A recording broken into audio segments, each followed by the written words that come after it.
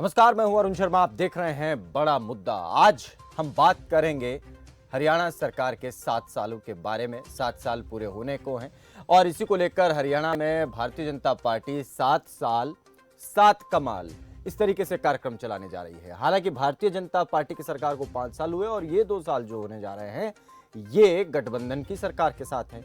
तो इस कुल मिलाकर के हरियाणा सरकार, हम इसे कहें तो 7 साल अपने पूरे कर रही है बीजेपी के नेतृत्व में और उसके बाद गठबंधन के नेतृत्व में। अब यहां पर सवाल ये कि 7 साल में क्या केवल 7 कमाल हैं जिन्हें बताया जा रहा है, या फिर 7 जो कमाल किए हैं, बड़े कमाल जो किए हैं, उनको चुन करके उन्हीं को बताने का एक पूरा का पूरा कार्यक्रम चलाया जाएगा। कार्यकर्ता लोगों के पास जाएंगे एक थैला लेकर के, उसमें 7 साल के दौरान सरकार की जो योजनाएं बनी हैं, गरीब लोगों के लिए जो योजनाएं बनी हैं, उनको वो बताएंगे कि ये योजनाएं देखिए आपके लिए हैं, आप इनका फायदा उठाएं, इनका लाभ लें आप। और जिन योजनाओं के बारे में नहीं पता उनके बारे में बताएंगे कि ये योजना है, आप इन योजनाओं का किन किन परिस्थितियों में लाभ उठा सकते हैं। तो लोगों के बीच जाकर के ये बताया जाएगा। इसी कड़ी में एक बड़ी बैठक, प्रांत परिषद की बैठक पंचकुला में आज हुई और एक लंबे समय के बाद हुई है। और इसमें तमाम नेता भारतीय जनता पार्टी के, न केवल हरियाणा के बल्कि बाहर से भी नेता कुछ आए और इस परिषद की बैठक में बैठे और अपनी अपनी बातें यहां पर रखी। हरियाणा के मंत्री हैं, मुख्यमंत्री हैं, भूतपूर्व मंत्री हैं, तमाम नेता हैं, अध्यक्ष हैं, सभी लोगों ने अपनी अपनी बात यहाँ पर रखी और इन 7 सालों के दौरान किए गए जो काम हैं उनको जनता के बीच ले जाने तक की बात हुई।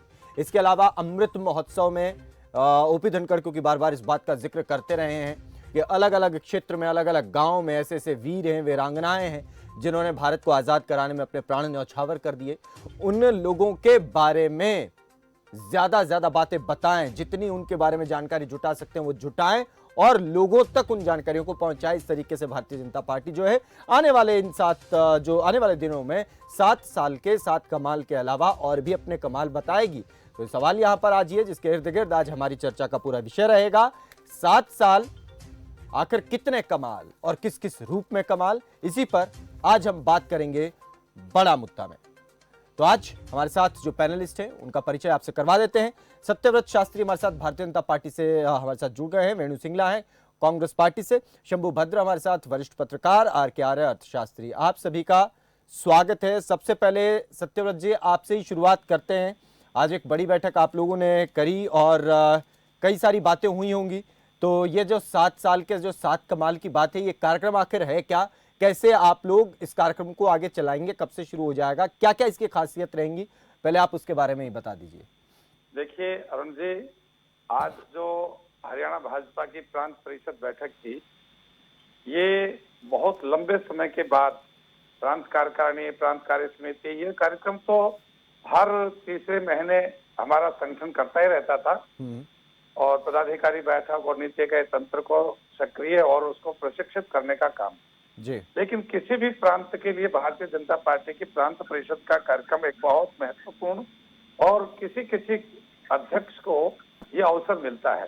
माननीय ओम प्रकाश जी धनखड़ को यह सौभाग्य मिला कि लगभग 43 साल बाद जी हरियाणा भाजपा प्रांत परिषद की अपनी बैठक कर पाई। और ऐसे समय में जब विपक्ष के जितनी भी पार्टियां हैं, राजनीतिक पार्टियां, उनका जिले स्तर तक भी संगठन अभी तक दिखाई नहीं देता। ऐसे समय में हमने अपने विभिन्न मोर्चे, आयाम, प्रकोष्ठ, विभाग, यानी हम कहां तक पहुंच गए हैं और उसका फिर प्रकटीकरण, उन सबको लेकर बैठना भी एक बड़ी चुनौती थी। लेकिन इसको सहज और स्वाभाविक रूप से संगठनात्मक ढांचे में जो आज कार्यक्रम हुआ, इसके लिए हमारा संगठन अपने आप में एक गर्व महसूस करता है और एक हरियाणा को संगठनात्मक ढांचे की जो आवश्यकता थी राजनीतिक विचार के लिए, वो हम देने का प्रयास कर रहे हैं। और जिस प्रकार का एक स्लोगन दिया है, 7 साल 7 कमाल, मैं और आप भी जिस प्रकार से बात कर रहे थे, तो मैं ये कहना चाहूंगा कि 7 कमाल वो हैं जो बाकी किसी स्टेट में नहीं है, जिनके लिए यदि आगे कोई काम होगा तो उसके लिए हम अग्रणी होंगे, हम उसके मार्गदर्शक होंगे, हम आइडल होंगे उन स्टेट्स के लिए कि ये काम हरियाणा ने शुरू किया था और अब हम बाकी स्टेट भी कर रहे हैं। लेकिन यदि कभी देश के इतिहास में, दुनिया के इतिहास में ये बात आएगी ये काम किसने शुरू किया, तो उसके लिए हरियाणा की सरकार इसके लिए एक आइडल का काम करेगी और हमेशा लोगों के लिए एक गर्व भरी आशा से हम ये जो कह सकते हैं, हाँ। इसके माध्यम से जिस प्रकार से माननीय अध्यक्ष जी ने कहा कि हम प्रत्येक बूथ के ऊपर घर घर जाकर अपनी वो सब योजनाएं जो हरियाणा सरकार ने गरीब कल्याण के लिए की है, मजदूर के लिए है, किसान के लिए, विद्यार्थी के लिए, यानी समाज के हर वर्ग के लिए जिसकी जो योजना है, आखिर अब तक तो योजनाओं को छुपा कर रखा जाता था, छुपे हुए लोग उसका बेनिफिट उठाते थे, लेकिन प्रशासनिक स्तर पर भी आज एक पोर्टल तैयार कर दिया जिसके ऊपर तमाम योजनाएं आप देख सकते हैं और ऑनलाइन उनका आप उपयोग कर सकते हैं।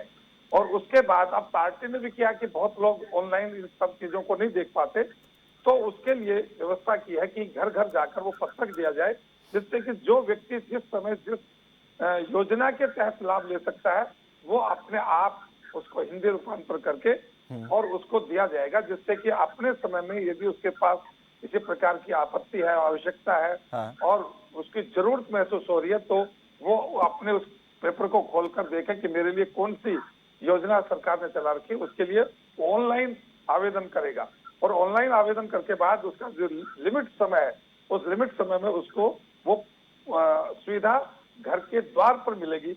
ऐसी व्यवस्था पार्टी और सरकार के दोनों के समन्वय से ये कार्यक्रम आगे बढ़ेगा, तो ठीक है। जन जन तक जी आप जन जन तक आवाज पहुंचाएंगे, कार्यकर्ता जाएंगे, लोगों तक बताएंगे कि जो योजनाएं हैं जिनका लाभ आप ले सकते हैं या नहीं ले रहे हैं तो लेना शुरू कीजिए, या किसी भी XYZ किसी परिस्थिति में आपको कोई योजना का लाभ मिल सकता है, आप उसके प्रार्थी हैं तो आप उसमें अच्छा, आप मुझे एक चीज आप बता दीजिए, 7 कमाल ये कौन कौन से ऐसे जो केवल हरियाणा सरकार ही जिसका इनिशिएट कर रही है? देखिए, जोखिम फ्री किसान, जोखिम फ्री किसान, यानी जोखिम फ्री किसान, पहला। जिसको हम कह सकते हैं कि यदि किसान के खेत में किसी भी प्रकार की आपत्ति आती है, चाहे वो कई बार मैनुअल भी आ जाती है, कई प्राकृतिक आ जाती है, नहर टूटने से आ गया, बाढ़ से आ गया, आगजनी से आ गया, तो तमाम प्रकार से वो उसकी फसल, उसका परिवार और उसका पशुधन, ठीक है, यानी किसान के काम आने वाली वो तमाम चीजें, चाहे उसकी अपनी जीवन सुरक्षा की बात हो, फसल की बात हो या पशुधन की, उसको जोखिम फ्री कर दिया गया। जोखिम फ्री होगा। पहला स्टेट ऐसा है। दूसरा जी, दूसरा है हमारा फसल खरीद में, हमने जितनी फसलों को खरीदने का क्रम शुरू किया है, वो भारत के किसी दूसरे राज्य के अंदर अभी तक उतनी मात्रा में, उतनी संख्या में फसलों का खरीदारी नहीं हुई है जो हरियाणा सरकार ने शुरू की है। ये हमारा दूसरा ऐसा काम है जो दूसरे स्टेटों में नहीं हो रहा। तीसरा हमारा जल प्रबंधन, जिसको हम कह सकते हैं, चाहे हम पानी पीने की बात करें, आपने आपके टीवी चैनल्स पर या प्रिंट मीडिया के अंदर पानी के लिए खड़े फोड़े जाते थे, प्रदर्शन होते थे, पानी नहीं मिलता था, वो स्थिति थी। और दूसरा, ऐसे कुछ स्थान थे जिनकी बहुत ज्यादा पानी की पहुंच के कारण से सेम की स्थिति आ गई थी, और हरियाणा के कितना बड़ा हिस्सा था जहां नहरें तो थी लेकिन नहरों में पानी नहीं था, उसका समुचित उपलब्ध पानी के का वर्गीकरण करके उसको पहुंचाने का काम हरियाणा ने आज तमाम टाइल्स तक नहर की दुरुस्ती करके उसके संसाधनों को उपयोग करते हुए आखिरी टाइल तक पानी पहुंचाने का काम किया। ये किसी के दूसरे कोई स्टेट ऐसा नहीं है जिसने इतने बड़े व्यापक स्तर पर काम किया हो। चलिए, तीसरा हमारा है, चौथा हमारा है पारदर्शी शासन। अभी right to service PC Gupta ji को रिटायर होने के बाद सरकार ने इस कमीशन का कमिश्नर नियुक्त किया, और जितने राइट टू सर्विस के अंदर कुछ चीजें आ रही हैं, और उसके बाद भी उनका एक वर्जन था, नार्मल जब आए अंतिम जिला था कि बहुत सी चीजें ऐसी हैं जो नोटिफाइड सर्विस में अभी नहीं है, लेकिन प्रदेश भर के दौरे के बाद मुझे कुछ चीजें ध्यान में आई हैं जिनको और नोटिफाइड सर्विस के अंदर डाला जाएगा। तो एक लिमिट समय में पारदर्शिता के साथ काम होगा शासन का। ये हमारा चौथा था। पांचवा, गरीब के लिए जो सहायता सरकार, अंत्योदय का जो अभियान हमने चलाया, अंतिम पायदान के ऊपर जो आदमी बैठा है वो परिवार पहचान के माध्यम से उन परिवारों की पहचान करके प्रशासन को ये कहा कि आपकी जिम्मेवारी है, ये परिवार तो है ऐसी स्थिति में, लेकिन इस परिवार को एक लिमिट आय को आगे बढ़ाने का साल भर का एक टारगेट सरकार ने प्रशासनिक अधिकारियों को दिया, उनकी पहचान कर करके, और जैसे जैसे पहला स्लेब पूरा हो जाएगा तो फिर हम 50,000 से नीचे की इनकम के परिवार चाहते ठीक है। हैं, फिर 1 लाख तक, फिर 2 ठीक लाख है। तक, ऐसे करके ये गरीब के लिए सबसे बड़ी। और इसी के ये अंदर 5 मैं हो आपको गए। ध्यान दिलाऊं कि ग्रामीण क्षेत्रों में ठीक है सर, इसमें जिनके और डिटेल में परिवारों भी में बात, नौकरी इस नहीं पे थी, हाँ, एक इस पे मिनट, डिटेल में भी एक एक पॉइंट पर चले जाएंगे, लेकिन हाँ, एक बार आप बता मैं दें, एक छठा बताऊंगा सातवां और कि 5 हो गए। पहली बार किसी गरीब जिसके परिवार के अंदर नौकरी नहीं थी उसको 5 अंक देना, फादरलेस को 5 अंक देना, ये गरीब के लिए सबसे फायदेमंद, जिसको हम कहते हैं गरीब के लिए काम किया वो है। और उसके बाद में हमारी नौकरी के बारे में, जिस प्रकार से नौकरियों में हमने पारदर्शिता के साथ योग्यता का कहीं अपमान ना हो, योग्य है। आदमी फ्रस्ट्रेशन में ना आए, वो आपको की स्थिति में ना आए, उसके लिए जिस प्रकार के नौकरियों को देने का काम हाँ। किया कि इंटरव्यू, अंतिम इंटरव्यू कैंडिडेट का हुआ और 24 घंटे के अंदर उसका रिजल्ट दे देना, ठीक है। ये हरियाणा का कमाल है। एक सातवां सर, और सातवां है हमारा सामाजिक सुरक्षा का जो दायरा हमने बढ़ाया है, चाहे वो अनेक प्रकार की पेंशन देने के माध्यम से, कानून की व्यवस्था के माध्यम से, उसको समाज के अंदर समरसता लाने के लिए ये जो 7 काम है, ठीक है, इस ऐसा पर अब 7 आप, सवाल, हाँ, इस पर अब आप जाके लोगों को बताएंगे, लेकिन मुझे लगता है कि सर इसमें तो 7 जो पॉइंट आप बता रहे हैं, कह रहे हैं कि भाई हमारा स्टेट जो इनिशिएट कर रहा है उसमें, लेकिन इसमें उत्तर प्रदेश की सरकार हो, हिमाचल की सरकार हो, उत्तराखंड की सभी बात कर रहे हैं, ये पॉइंट्स तो सभी बात कर रहे हैं कि हम कर रहे हैं। इसमें अलग अलग आपने, मुझे लगता नहीं कि इसमें हरियाणा सरकार, ठीक है, दावा हर किसी सरकार का है, जहाँ जहाँ बीजेपी की सरकार है वो तो यही कांग्रेस वाले भी कर रहे हैं। वेणु सिंगला, मुझे लगता है कि आप पॉइंट्स जो है हमने उन शास्त्री से ले लिए हैं काफ़ी, और बात इस पर वेणु जी आप बताएं, ये जो मोटे तौर पर उन्होंने बताया, जोखिम फ्री किसान हो, फसल खरीद में बात हो, जल प्रबंधन, पारदर्शी शासन गरीब के लिए, अंत्योदय, नौकरी में पारदर्शिता, सामाजिक सुरक्षा, ये जो विषय हैं ये अब हो रहे हैं इन 7 सालों में, इससे पहले ये सब नहीं था क्या?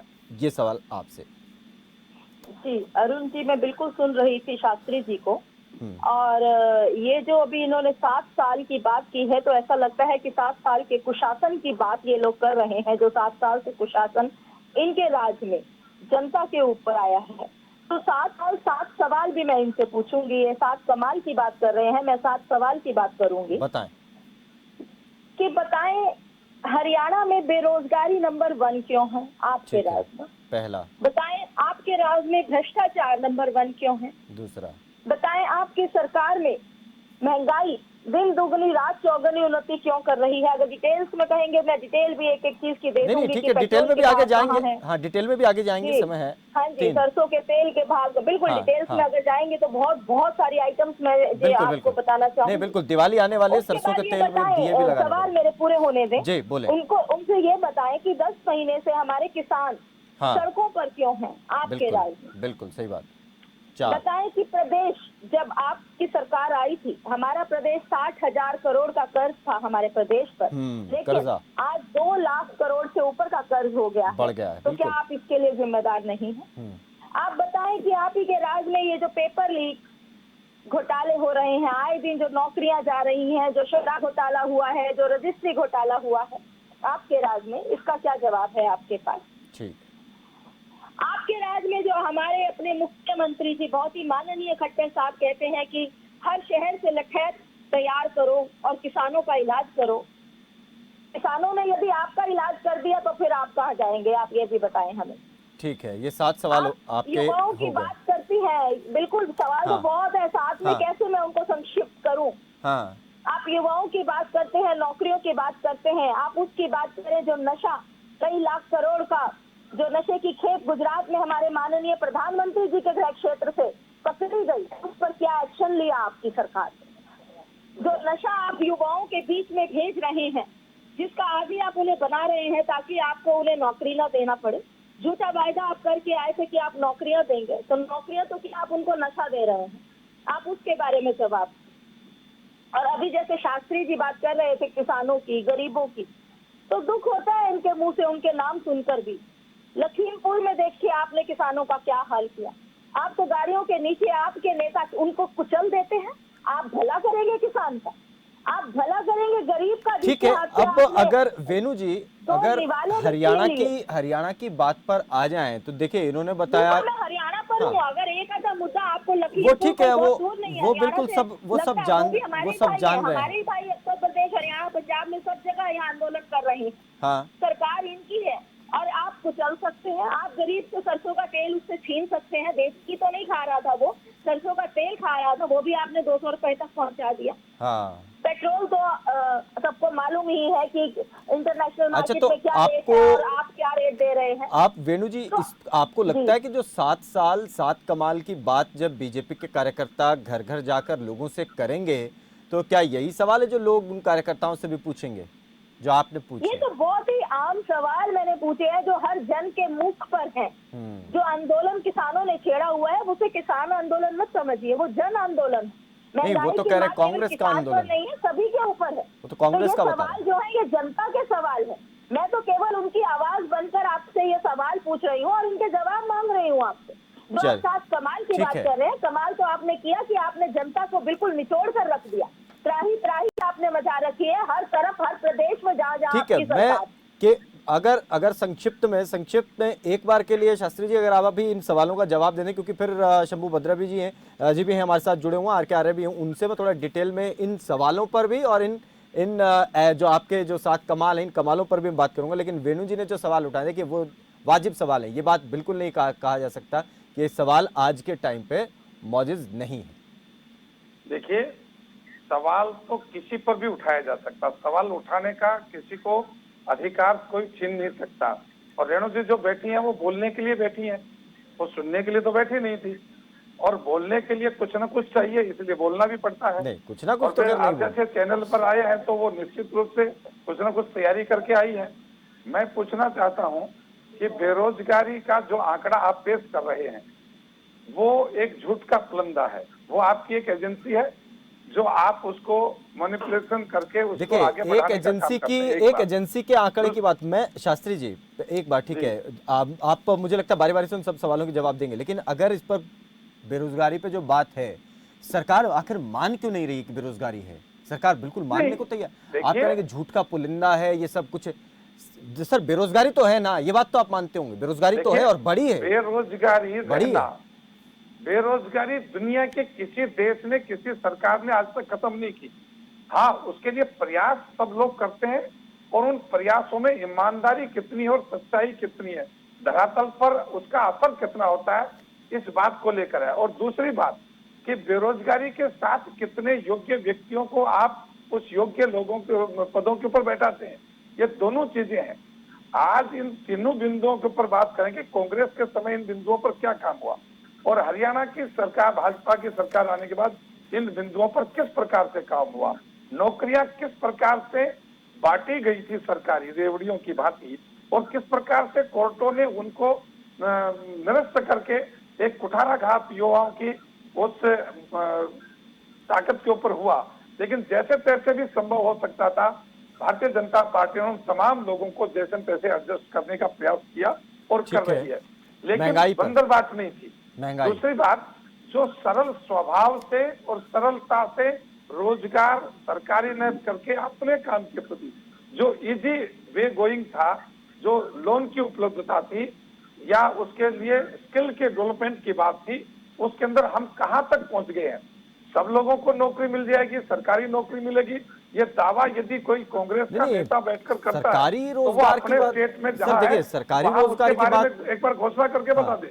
सरकारी नौकरी की बात तो नहीं, जी। सरकारी नौकरी की बात तो नहीं, लेकिन सर प्राइवेट नौकरी की बात भी कही जाती है। जितने रोजगार मेले लगे उनमें भी बहुत सी समस्याएं सामने आई और हमारे युवा जो है उतने तैयार ही नहीं है प्राइवेट नौकरियों के लिए, ये भी साफ बात निकल करके आई। और ऐसा नहीं है कि ये बहुत शुरुआत में जब आपकी सरकार आई थी तभी की बात हो, ये सेकंड टर्म की बात है, यानी 5 साल में आप भी उनको उस तरीके से उस स्तर पर तैयार नहीं कर पाए युवाओं को कि वो जाकर के किसी प्राइवेट कंपनी में अगर इंटरव्यू देते हैं तो वहां पहला राउंड ही पार कर लें।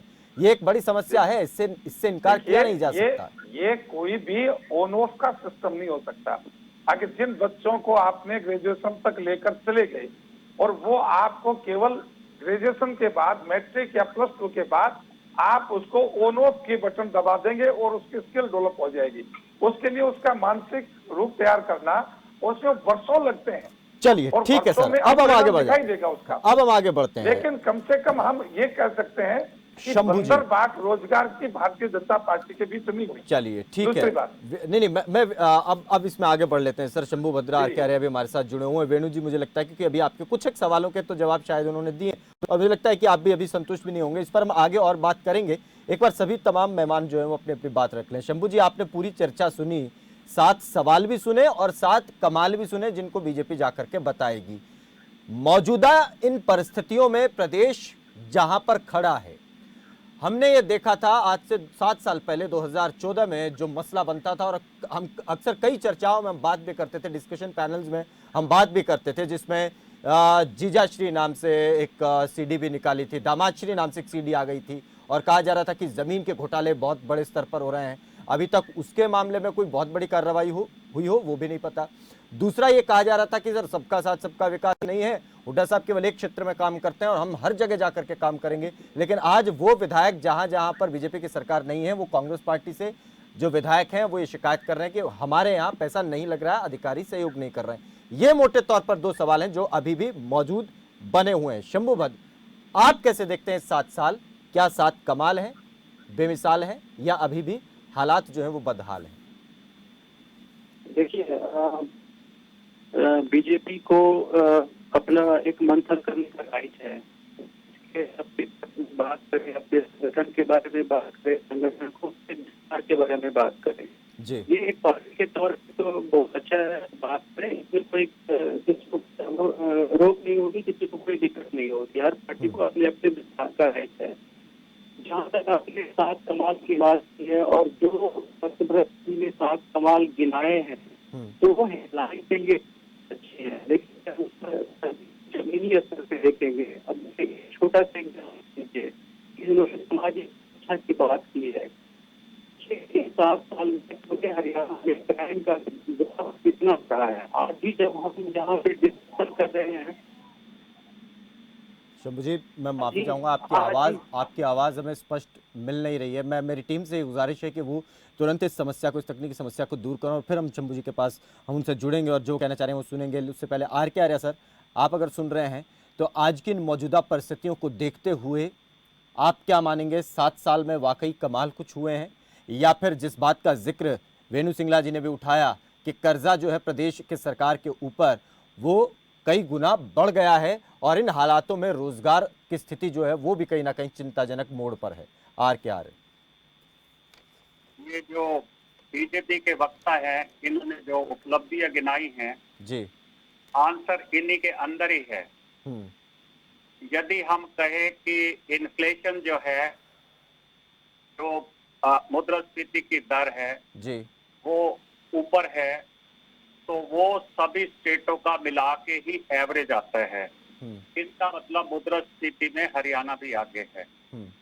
उसके बाद इन्होंने कहा कि हमारी एम्प्लॉयमेंट ठीक है, सरकार नौकरियां नहीं दे सकती, सरकार को नौकरियां देनी नहीं है। सरकार को नौकरियां देनी होती तो ये जो एविएशन प्राइवेट हुआ है, टाटा ने लिया है, ये इसीलिए लिया है कि अब जॉब प्राइवेट से मिलेगी, टाटा से मिलेगी, एयर इंडिया से नहीं मिलेगी। सरकारी नौकरियां कम होनी है। तीसरी बात, अनएम्प्लॉयमेंट उतनी है जितनी दूसरी स्टेटों में है, हरियाणा में भी उतनी है। अनएम्प्लॉयमेंट कोविड से पहले 45 साल के उछले स्तर पर थी, highest in the last 45 years. ये बात तीनों जो है आंसर इन्हीं के पास है कि इन्फ्लेशन तब होता है जब प्रोडक्टिविटी कम होती है, जब लोग ज्यादा स्किल्ड नहीं होते, जब क्लीन एनर्जी जनरेट नहीं होती, जब तक हाईटेक इंडस्ट्रीज जनरेट नहीं होती। और इसको अगर सपोर्ट किया जाए, इन्होंने कहा कि इन्होंने पता नहीं आइडल कहा है या आइडियल कहा है। अगर आइडल कहा है तो वो सुस्त होना होता है, और आइडियल होता है तो वो होता है आदर्शवादी। ये योगी आदित्यनाथ जी का दिन भर में 4-5 घंटे तक ऐड चलती है, लगभग 300 करोड़ ऐड पर खर्च कर चुके हैं। वो कह रहे हैं ऐड के अंदर हम 57 मेडिकल कॉलेज बनाएंगे। 20 करोड़ की पॉपुलेशन में 57 होने चाहिए मेडिकल कॉलेज, तो 2.5 करोड़ जिसकी पॉपुलेशन है हरियाणा की, उसके कितने होने चाहिए, ये प्रोरेटा पर ये कैलकुलेट करेंगे तो 11-12 मेडिकल कॉलेज चाहिए थे, जो एक भी नहीं है। हरियाणा को सेंट्रल गवर्नमेंट क्या समझती है, आज तक आईआईटी नहीं दी है। लेबर कोड राजस्थान ने 5 साल पहले बना लिए थे, महाराष्ट्र में मिनिमम वेज लागू है, हरियाणा में 50,000 से कम की जो नौकरियां होंगी वो हरियाणा वालों को होंगी, इसीलिए इंडस्ट्रीज नहीं आएंगी। अब कंपैरिजन आता है पहले वाली सरकार और बीजेपी सरकार, जो 2 सरकार में जी। जब 2014 में ये सरकार आई थी तो ग्रोथ रेट था 6.6% जी। और अगले वर्ष हुआ 10.5% और उससे अगले साल हुआ 11.2% और उसके बाद ये लगातार गिरावट होते होते कोविड के ईयर में है ये 4.4% और अब लो बेस पर ये होगा 9.4%। क्योंकि रिवेन्यू लॉस काफी हुआ होगा, मैं तो इकोनॉमिक्स के एंगल से बता सकता हूँ जी। तभी जो लोन है, डेट है, वो 2 लाख करोड़ के आसपास है, जो कि रिवेन्यू लॉस हुआ होगा। इसका मतलब सरकार ने इंफ्रास्ट्रक्चर पर ज्यादा योगदान नहीं दिया। जब कंस्ट्रक्शन सेक्टर वीक हो जाता है तो डेफिनेटली ग्रोथ रेट नीचे आ जाती है। तो जीडीपी 5 लाख करोड़ से 8 लाख करोड़ के आसपास पहुंचा है अभी तक जी। और इसका जो कंट्रीब्यूशन है इन्वेस्टमेंट के अंदर वो केवल 1.2% है। 10 करोड़ की पॉपुलेशन के साथ महाराष्ट्र का जो है वो 14% है और 5.5 करोड़ की पॉपुलेशन गुजरात के साथ इसका जो इन्वेस्टमेंट रेट है वो 8% के आसपास है। अरे सर, अगर हम इस बात को, जो सारा डेटा आपने बताया और सारी जो जानकारी आप दे रहे हैं, इस बात को अगर मोटे स्तर पर इसे कंक्लूड करते हुए अगर हम कहें तो इकोनॉमी के लेवल पर आज हरियाणा स्टेट कहाँ खड़ा है? क्या वहाँ है जहाँ अपने रिसोर्सेज के दम पर हरियाणा को होना चाहिए था या हो सकता था? 2.5 करोड़ की पॉपुलेशन है, 13 डिस्ट्रिक्ट जो है एनसीआर के अंदर हैं। अब आप इंफ्रास्ट्रक्चर देख लीजिए और लॉजिस्टिक देख लीजिए, पहले से ही एनसीआर के अंदर होने से 13 डिस्ट्रिक्ट में गाड़ियां भी दौड़नी चाहिए, कम्युनिकेशन भी होना चाहिए। तो अगर पॉपुलेशन और इन्वेस्टमेंट का वेटेड बोले तो इसको पहली जो 4 स्टेट्स है, तमिलनाडु, गुजरात, महाराष्ट्र और कर्नाटका, जस्ट उसके नीचे आना चाहिए था, परंतु उस हिसाब से ये 11वें या 12वें नंबर पर आ रहा है। 11वें या 12वें नंबर पर जीडीपी में ये आ रहा है। अगर पॉपुलेशन और क्लाइमेटिक कंडीशंस की बात करें और जो इंफ्रास्ट्रक्चर का मोबिलिटी की बात करें तो इसको फायदे बहुत ज्यादा हैं। 6 डिस्ट्रिक्ट तो जीटी रोड पर ही आते हैं।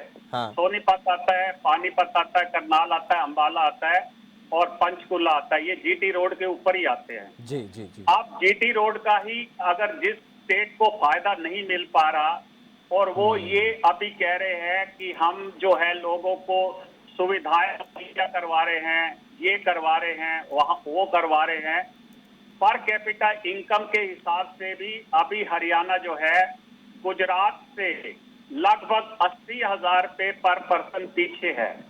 महाराष्ट्र से तो खैर बहुत ही पीछे है, गुजरात से भी पीछे है, तमिलनाडु से भी पीछे है पर कैपिटा इनकम में। ठीक है, तो ये चिंताजनक है।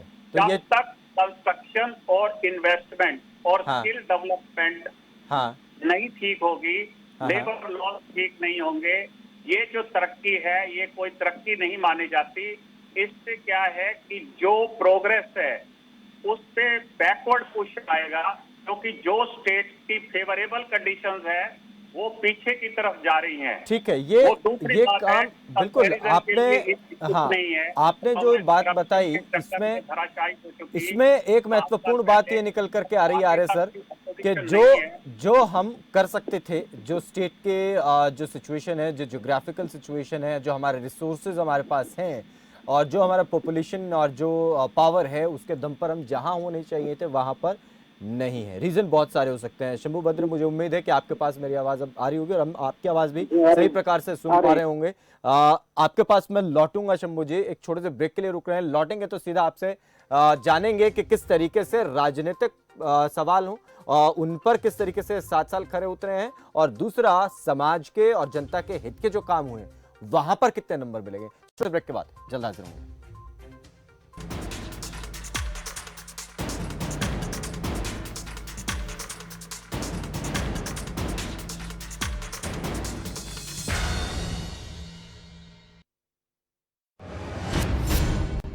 गांव-गांव, शहर-शहर, पूरे प्रदेश में स्वच्छता अभियान चलाया जा रहा है। आप भी भागीदार बने और संचारी रोगों पर करें वार। हर हफ्ते कूलर का पानी बदलें, करें डेंगू पर वार। पूरी बांह के कपड़े पहने, होगी डेंगू से सुरक्षा। गमले में पानी इकट्ठा न होने दें, नहीं पनपेंगे मच्छर। सोते समय मच्छरदानी लगाएं, होगी मच्छरों से सुरक्षा। पानी की टंकी को ढक कर रखें और नियमित सफाई करें। हाथों को स्वच्छ रखें। पानी को ढक कर रखें और उबाल कर पिएं। मिलकर हम सब करें मच्छरों पर वार। डेंगू, चिकनगुनिया और मलेरिया से सुरक्षित रहे घर परिवार। लक्षण दिखने पर नजदीकी स्वास्थ्य केंद्र पर तुरंत चिकित्सकीय परामर्श लें। स्वस्थ रहने के लिए जरूरी है स्वच्छता। तो आइए हम सब मिलकर स्वच्छता को अपनाएं और डेंगू जैसी खतरनाक बीमारियों को जड़ से मिटाएं। आइए हम सब मिलकर के हर प्रकार के संचारी रोग पर प्रभावी नियंत्रण करने के लिए संचारी रोग के लिए चलाए जा रहे इस अभियान में सहभागी बने और अपने वर्तमान और भविष्य को सुरक्षित रखें। इस पूरे अभियान के प्रति मेरी शुभकामनाएं। 2 गज की दूरी, मास्क है जरूरी। खबरफास्ट ला रहा है real estate summit and award 2021। देखिए शनिवार 16 अक्टूबर शाम 5:30 बजे से। 10 हफ्ते 10 बजे 10 मिनट, 10 हफ्ते 10 बजे 10 मिनट, डेंगू हट 10 हफ्ते 10 बजे 10 मिनट, दिल्ली से हट। इस बार भी पानी जमा न होने देंगे। होगा तो उड़ेल देंगे, बदल देंगे, तेल डाल देंगे। Know if no but. 10 हफ्ते 10 बजे 10 मिनट, डेंगू हट 10 हफ्ते 10 बजे 10 मिनट, दिल्ली से हट। चल हट परे हट चल हट, और डेंगू दिल्ली से हट। इस बार भी डेंगू को हराना है। 10 हफ्ते 10 बजे 10 मिनट फिर से अपनाना है। हर रविवार डेंगू पर वार। 10 हफ्ते 10 बजे 10 मिनट, डेंगू हट 10 हफ्ते 10 बजे 10 मिनट, दिल्ली से हट।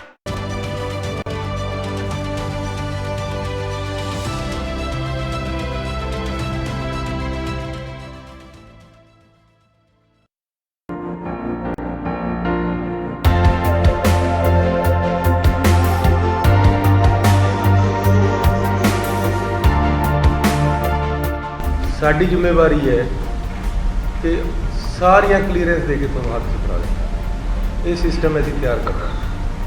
मैं मानयोग सीएम साहब ਦਾ ਬੜਾ ਹੀ ਧੰਨਵਾਦੀ ਹਾਂ ਕਿ ਉਹਨਾਂ ਨੇ ਅੱਜ ਇੱਕ ਇਨਵੈਸਟਰ ਕਾਨਫਰੰਸ ਸਪੈਸ਼ਲੀ ਪੰਜਾਬ ਦੇ ਜਿਹੜੇ ਸਨਅਤਕਾਰ ਨੇ ਉਹਨਾਂ ਨੂੰ ਬੁਲਾਇਆ ਔਰ ਇਸ ਚੀਜ਼ ਲਈ ਕਿ ਆਪਾਂ ਕਿੱਦਾਂ ਪੰਜਾਬ 'ਚ ਹੋਰ ਰੋਜ਼ਗਾਰ ਇਨਵੈਸਟਮੈਂਟ ਵਧਾ ਸਕਦੇ ਹਾਂ। ਸਾਡੇ ਵੱਲੋਂ ਕੋਈ ਦਿੱਕਤ ਨਹੀਂ ਆਏਗੀ। ਅਸੀਂ ਫੈਸਿਲਿਟੇਟ ਕਰਾਂਗੇ, ਅਸੀਂ ਸਪੋਰਟ ਕਰਾਂਗੇ, ਹਰ ਤਰੀਕੇ ਨਾਲ ਤੁਹਾਡੇ ਨਾਲ ਖੜਾ। ਮੇਰੇ ਵਾਸਤੇ ਤਾਂ ਆਉਣ ਨੂੰ ਘੱਟ ਤੋਂ ਘੱਟ ਤੁਹਾਨੂੰ ਟਾਈਮ ਦੇਣ ਦੀ ਲੋੜ ਨਹੀਂ। ਮੈਸੇਜ ਪਾ ਦੋ ਕਿ ਮੈਂ ਆ ਰਿਹਾ, ਤੁਹਾਨੂੰ ਉਸੇ ਦਿਨ ਉਸੇ ਟਾਈਮ ਅਟੈਂਡ ਕੀਤਾ ਜਾਏਗਾ। Punjab is a very vibrant state in terms of industrial climate. Punjab offers a very robust incentive package as well as attractive incentives for all types of industry to come. जीत मिलती है ठोस इरादे से, बेजोड़ लगन से, कड़ी मेहनत से, और जीत मिलती है सच्चे साथी के साथ से। जगत जीत, आपकी हर जीत का साथी।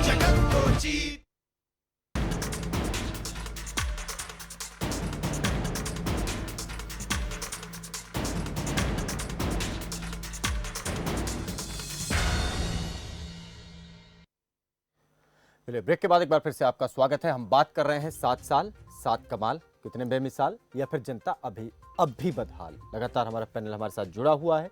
शंभू भद्र सीधे आपकी तरफ रुख कर रहे हैं। सवाल आपसे मुझे लगता है कि तमाम बातें हो चुकी हैं और आप लगातार सुन भी रहे हैं, तो आपकी प्रतिक्रिया सीधे तौर पर मैं चाहता हूं आप दें।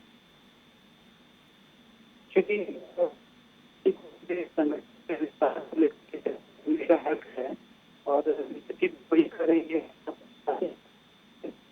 किया जाए और ग्राउंड शंभू जी, आपकी आवाज़ हमें सही मिल नहीं पा रही और समझ नहीं पा रहे कि हम आप जो बोलना चाह रहे हैं। एक बार फिर से मेरी टेक्निकल टीम से गुजारिश है कि इस समस्या को वो तुरंत ठीक करें ताकि हम उनसे बात कर सकें, क्योंकि बहुत कुछ शंभू जी के पास और जिस तरीके से वो लगातार फॉलो करते आ रहे हैं, एक दिन को हालांकि वो उन्होंने देखा है कि किस तरीके से सरकार काम कर रही है। तो गुजारिश है मेरी टीम से कि वो समस्या को तुरंत ठीक करें। तब तक हम इस चर्चा को आगे बढ़ाते हैं। जैसे ही ठीक हो मुझे तुरंत संकेत दें। और शंभू जी अभी आप बोलें एक बार ताकि हम पता कर सकें। पार्टी को अपने संगठन साथ करने का, अपने संगठन का और ग्राउंड लेवल पे ले जाने का हक है। बीजेपी अभी वही कर रही है, अपनी पार्टी को लेकर के चर्चा कर रही है। जहाँ तक 7 कमाल तो एक छोटा सा एग्जाम्पल है। जब बीजेपी वहाँ प्रांतीय बैठक की चर्चा कर रही थी, महेंद्रगढ़ में एक युवक की हत्या कर दी गई और वो किसी को नहीं हुआ।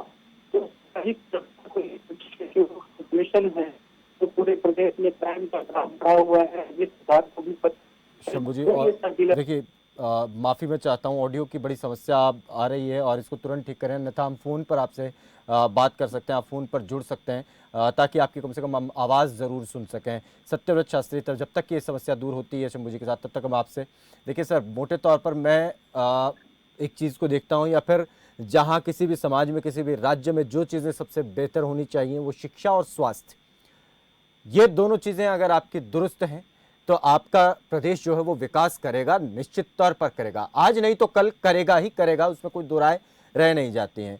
अब मैं 2 चीज़ें ऐसी जो हमारे सामने आई, पहली तो सर यूनेस्को की एक रिपोर्ट सामने आई, शायद आपने पढ़ी हो। पिछले दिनों यूनेस्को की एक रिपोर्ट थी जिसमें हरियाणा के 11% स्कूलों में जो है वो शिक्षक कम बताए गए थे। 23,534 स्कूलों में से 461 स्कूल ऐसे हैं जिनमें केवल 1 अध्यापक है। ये परिस्थितियां स्कूल की हैं। और इसके अलावा जो 95% हिस्सा है वो ग्रामीण क्षेत्र का है, जहां पर अध्यापक है ही नहीं, हैं तो कोई एक कहीं पर है, और कहीं पर जो है जो विद्यालय हैं उनकी इमारत जो वो एकदम सही नहीं है। ये समस्या यहाँ यूनेस्को की। अब हम अपने ही देश के आयोग की बात करते हैं। नीति आयोग में जो जानकारी सामने निकल करके आई है उसमें यह खुलासा हुआ है, औसतन 1 लाख की आबादी पर 24 बेड ही हमारे पास हमारे राज्य में उपलब्ध हैं। यह भी बहुत ज़्यादा चिंताजनक है, इसके ऊपर भी काफ़ी चिंता जताई गई। तो ना शिक्षा के स्तर पर, ना चिकित्सा के स्तर पर, दोनों स्तर पर सवाल उठ रहे हैं सर। तो फिर कैसे हम माने कि हम आगे बढ़ रहे हैं? देखिए अरुण जी, 2 विषय जो लिए महत्वपूर्ण, उसको हम 5 आयाम मानते हैं। किसी भी इसका लिए शिक्षा, स्वास्थ्य, स्वावलंबन, स्वदेशी और स्वरोजगार, इस प्रकार के 5 आयामों के ऊपर भारतीय जनता पार्टी काम करती है। आपने 2 को उठाया और 2 के बारे में यदि चर्चा करें तो आज हरियाणा में यूनिवर्सिटीज की संख्या, हरियाणा के अंदर कॉलेज की, जो केवल भारतीय जनता पार्टी के शासनकाल में कॉलेजों की स्थापना हुई है, जिनके बिल्डिंगें काफी प्रोसेस में है, काफी बन चुकी हैं और साल 1.5 साल के अंदर उन सब के अंदर वो इंफ्रास्ट्रक्चर भी तैयार हो जाएगा। इतनी संख्या में पिछले 50 साल में जितने सरकारी कॉलेज बने थे उतने केवल 7 साल में हमने बनाए हैं। रही बात जिस स्कूलों की बात कर रहे हैं आप, अब हरियाणा को 2 भागों में आप नहीं रख सकते। हरियाणा एक एनसीआर का भाग भी मानते हैं, जहां प्राइवेट स्कूल में बढ़ाना लोगों की मजबूरी नहीं, फैशन है। आप और हम इसको बेहतर से जान सकते हैं कि सरकारी स्कूल में कितनी भी सुविधा होंगी, कैसी भी स्थिति होगी, कोरोना काल कारणों को छोड़कर इस महामारी के बीच में हरियाणा के तमाम ग्रामीण क्षेत्रों के अंदर एक एक गांव में कई कई प्राइवेट स्कूल हैं, जो वहां बच्चों को पढ़ने के लिए एक स्टेटस सिंबल का काम करता है। तो हरियाणा के जो एक स्कूल में एक अध्यापक की बात कर रहे हैं, हाँ। वहाँ आपने बच्चों की संख्या नहीं ली होगी, या यूनिसेफ ने भी बच्चों की संख्या नहीं ली। बच्चों की संख्या हमने सरकार ले चुकी है बच्चों की संख्या, और जहां पर बच्चों की संख्या कम है वो तो स्कूल बंद ही हो चुके हैं। पिछले ही दिनों एक्शन लिया गया था। मैं कह रहा हूं कि बहुत स्कूल हैं। कंवरपाल जी ने पिछले ही दिनों ये बात कही थी कि जो स्कूल, सर देखिए सर, ये बात मैं आपकी मान सकता हूँ, ये बात तय की है कि हम अपने प्रयास पर, ये बात आपकी मानी जा सकती है और जायज है कि जो एनसीआर का जो एरिया है वहां पर ज्यादातर लोग जो है वो प्राइवेट स्कूल पर, ये शहरी क्षेत्र में है। अगर ग्रामीण क्षेत्र और शहरी क्षेत्र में भी बहुत सारे स्कूल, सरकारी स्कूल जैसे हैं जिनको हम खुद अपने आंखों से देखते हैं, वहां का जो अगर सिस्टम आप देखें तो प्राइवेट स्कूल से बेहतर है, लेकिन उनकी संख्या बहुत कम है। वहां पर उस क्षेत्र में सरकारी स्कूल में जितने बच्चे पढ़ते हैं, वहां आसपास के 4 प्राइवेट स्कूल्स भी उठाकर देखें तो उनमें भी नहीं मिलेंगे इतने बच्चे। तो ये परिस्थितियां केवल इस वजह से नहीं है कि वो स्टेटस सिंबल है इसलिए जा रहे हैं, ये व्यवस्था और ये समस्या इसीलिए है कि सरकारी स्कूलों में व्यवस्था उस स्तर पर नहीं है। अरुण जी आप पॉइंट टू पॉइंट आएंगे या किसी पर्टिकुलर स्थान के या कोई पर्टिकुलर स्कूल के बारे में आएंगे तो मैं मान लूंगा। हाँ, चंडीगढ़ के कुछ स्कूल है सरकारी जिनके अंदर प्राइवेट स्कूल से ज्यादा चंडीगढ़, आप चंडीगढ़ छोड़िए, सिरसा, आप कलानौर में मॉडल स्कूल, कांग्रेस पार्टी की सरकार में बना था, मॉडल स्कूल है, सरकारी स्कूल है, और बिल्डिंग आप देखें और वहां का स्ट्रक्चर देखें, और काम भले वो उस वक्त बनाओ लेकिन वो इस सरकार में भी चल रहा है, अच्छा चल रहा है। बता दूंगा। हाँ, मैं इसीलिए सर, मैं इसीलिए कह रहा हूँ, इंफ्रास्ट्रक्चर डेवलप हुआ है, नई बिल्डिंगें बनी है, नए आयाम स्थापित हुए हैं, ऐसा नहीं है कि नहीं है, लेकिन ये चीजें ऐसी है, जनसंख्या के साथ इनकी आवश्यकता बराबर बनी रहेगी। कोई भी आदमी ये नहीं कह सकता कि आज के बाद स्कूल खुलेंगे नहीं, बिल्डिंगें बनेंगी नहीं, वो पुरानी बिल्डिंगें होंगी नहीं, पुराना फर्नीचर नहीं होगा, ऐसा नहीं हो सकता। ये प्रोसेस की चीज है, समय के साथ ये चीज चलती है। और दूसरी बात, आप स्वास्थ्य के बारे में बात कर रहे हैं, आप कॉलेजेस के बारे में बात करेंगे, कॉलेज कितने बना दिए हमने, उसके बाद एक तय है 25 किलोमीटर के दायरे से बाहर कोई हमारी बेटी बेटा सब कॉलेज के लिए दूर नहीं जाएगा। उसके बाद यदि हम स्वास्थ्य के बारे में बात करेंगे तो स्वास्थ्य में आयुष्मान भारत के माध्यम से कितने लोगों को हमने स्वास्थ्य लाभ दिया, इसका आंकड़ा चौंकाने वाला है। दुनिया की सबसे बड़ी स्वास्थ्य सेवा है जिसके माध्यम से जनता को सरकार द्वारा दी जाने वाली सुविधा की बात कर रहा हूँ सर, सरकार द्वारा दी जाने, और नीति आयोग ने सरकारी अस्पतालों की बात करी। नहीं सर, मैं सरकारी जो नीति आयोग ने बात करी वो सरकारी अस्पतालों की बात, वो तो आयुष्मान भारत की योजना भारत सरकार देती है ना, देती है ना, वो देती है, लेकिन उसका फॉर्मेट जो है वो किस तरीके से, आप बताएं कि प्राइवेट अस्पताल में जाकर आप अपना इलाज कराते हैं तो उसका पैसा जो अस्पताल को आ जाएगा डायरेक्ट, आप अपना इलाज करा करके अपने घर आ जाइए। उसमें भी बहुत सारी चीजें ऐसी आई हैं, वो रिपोर्ट्स हालांकि आती रहती है समय समय पर, है ना, आएंगी, वो दुरुस्ती के लिए होंगे तो ठीक भी होगा। हाँ, लेकिन सर देखिए बात यहाँ पर ये है, हमने कोरोना काल में भी देख लिया कि हमारा सिस्टम कोलैप्स हुआ, सिस्टम आगे बढ़ता है, उसकी आवश्यकता होती है। ठीक है, मुझे लगता है वेणु सिंगला इस पर बोलेंगे। वेणु सिंगला, आपकी प्रतिक्रिया।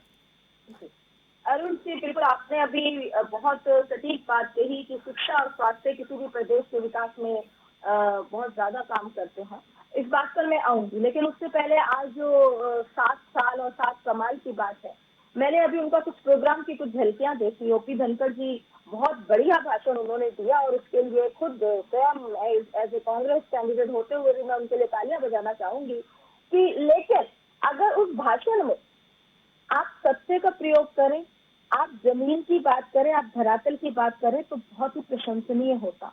आप बात कर रहे हैं आजादी के टाइम की, आप बात कर रहे हैं महिलाओं की, जो कि कहीं पर भी आपकी सरकार में फिट नहीं बैठता। आजादी में आपका कोई योगदान नहीं है। आरएसएस का आप बताइए, गोडसे की विचारधारा आप लोग रखते हैं, वो चर्चा कहीं और चली जाएगी, चर्चा कहीं और ही चली जाएगी, ठीक है, चर्चा कहीं और ही चली जाएगी, चर्चा नहीं, आपके पास क्या गारंटी है? आपके पिताजी मौजूद सवाल पर रहे। कौन सी लड़ाई लड़ी, कितनी जेल में गए थे बताइए आप बताइए, मुझे बताइए, आपके पिताजी, आपके दादाजी, आपके नाना जी, आपकी नानी, कितने लोग जेल में गए थे, या मैं बताता हूँ?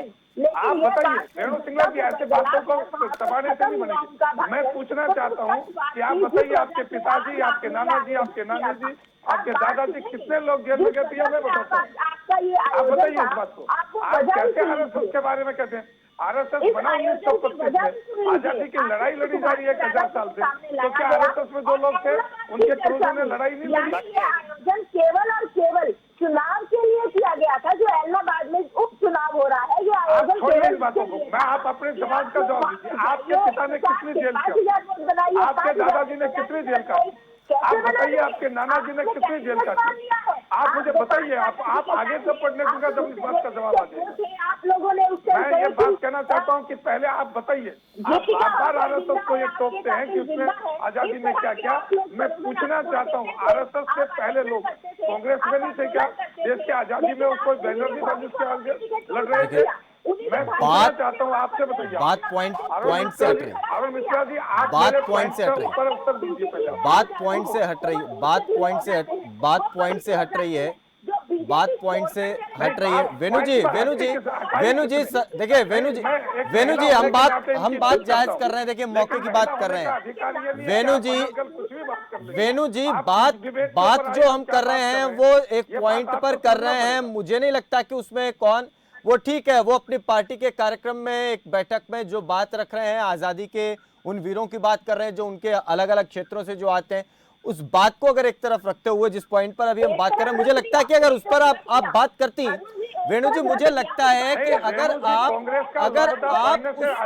उस पॉइंट पर बात कर लेती जो आपको सही लगा, वेणु जी, अगर आप उस पॉइंट पर बात कर लेती जो आपको सही लगा, तो मुझे लगता है कि चर्चा एक जायज दिशा में, एक सही दिशा में जारी होती।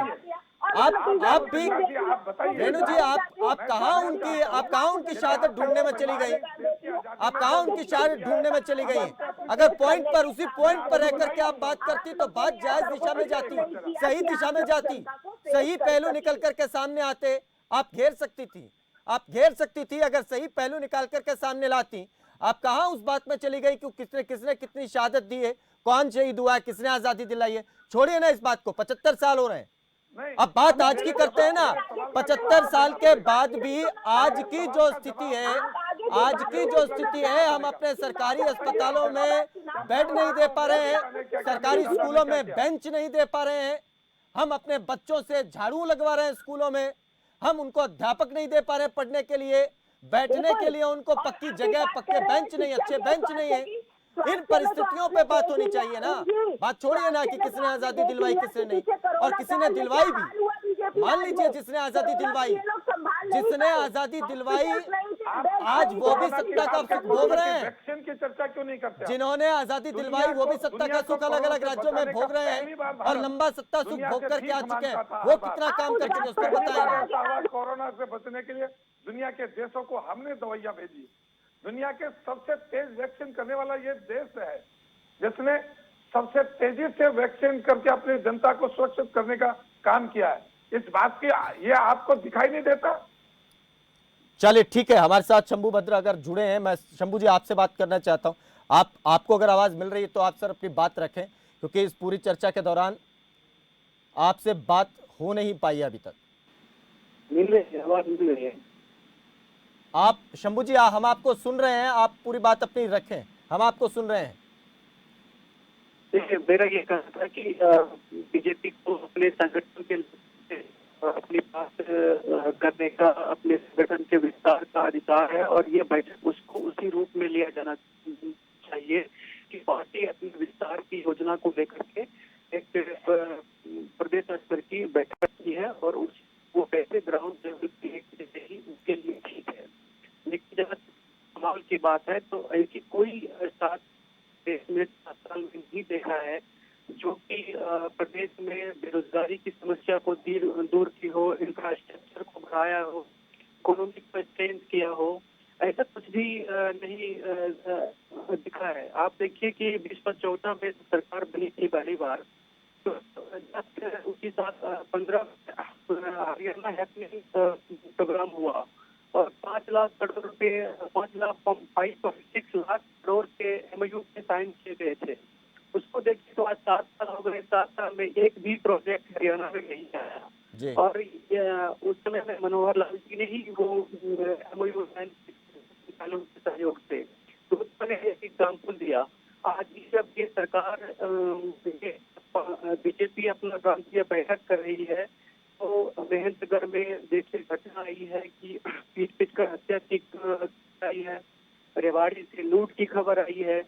तो जो सुरक्षा की बात है, देखिए कि अपराध बढ़े हैं पूरे प्रदेश में पिछले 7 साल में। अब जो सेंटर नहीं थे, अपराध के गढ़ नहीं थे, उन इलाकों में अपराध की संख्या बढ़ी है आने वाले इन 7 सालों में।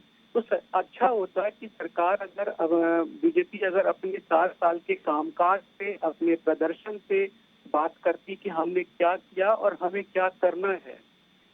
आगे देखिए कि दिल्ली सरकार को, आम आदमी पार्टी को बीजेपी पानी पीती के कौशती है उनके नेता, उन्हीं से सबक लेते बगल में दिल्ली में की एजुकेशन, सरकारी एजुकेशन सेक्टर में कितना बड़ा चेंज किया है। कम से कम हरियाणा में 7 साल में वही करके दिखा देते, ये अपने सारे सरकारी स्कूल को बेहतर बनाते ताकि निजी स्कूल के मुंह में लोग पढ़ते ही नहीं।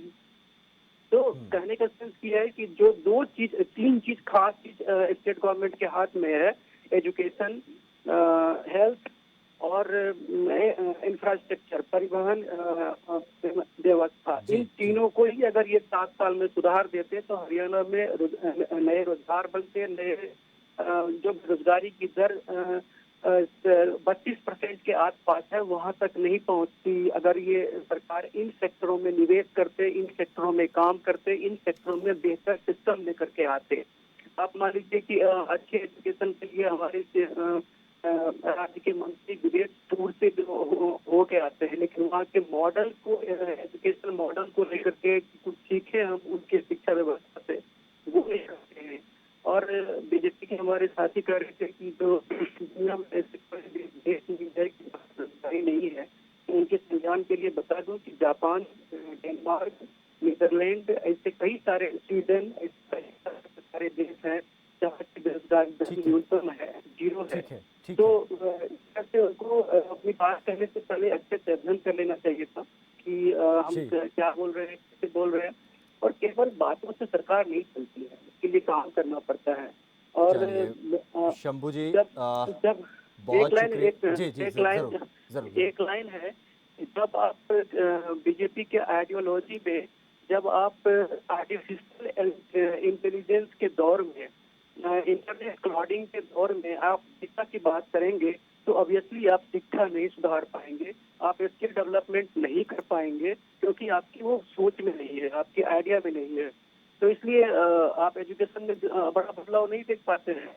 ठीक है, हाँ, ये पॉइंट है और इसी पर मैं बात करना भी चाह रहा था। खैर, बहुत शुक्रिया शंभू भद्र आपका भी, आर के आर्य आपका, वेणु सिंगला, सत्यव्रत शास्त्री, आप सभी का बहुत शुक्रिया इस चर्चा में जुड़ने के लिए, अपना पक्ष, अपनी बात रखने के लिए।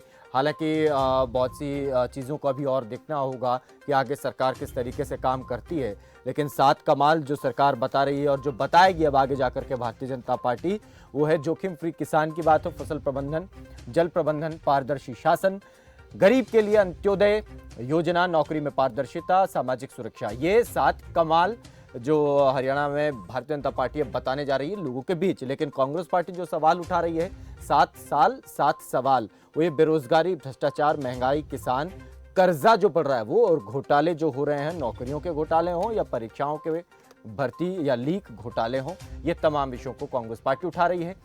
आगे बढ़ने पर किस तरीके की चीजें देखने को मिलेंगी ये बेहद जरूरी है। लेकिन 2 चीजें ऐसी हैं जिस पर अगर आप नजर बना करके रखें, शिक्षा और चिकित्सा, ये अगर बेहतर नहीं है तो आप मान करके चलिए कि जरूरत काम करने की अभी और है।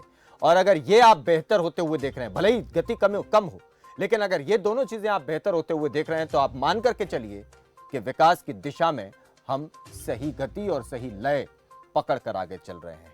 अन्यथा सूचना और होगा, काम और करना होगा। दीजिए इजाजत, नमस्कार।